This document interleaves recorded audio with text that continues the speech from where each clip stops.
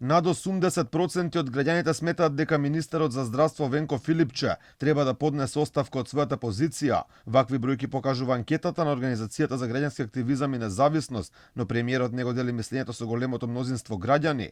Иако речиси сите барат одговорност од Филипче, Заев не ја прифаќа понудената оставка, како причина плюс сега вели требало нов да се учи да работи.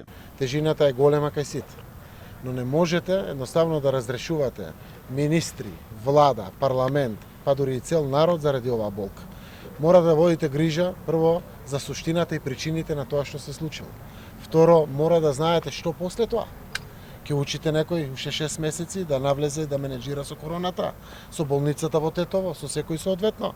Ако ги вратиме животите на овие 14 луѓе, не само што ќе си дадеме оставки сите, ќе заминеме и нема се вратиме од политиката само да се вратат овие луѓе. Но тоа е невозможно. Од ВМРО ДПМН обвинуваат дека постојат индиции за злоупотреба и ненаменско трошење на парите од заемот од Светска банка, зашто барат и да се разговара во собранието. Од опозицијата велат и дека во секоја нормална држава, после вчерашната изјава дека болницата е изградена без никакви дозволи, Заев ќе завршеше во обвинителството и ќе одговарал.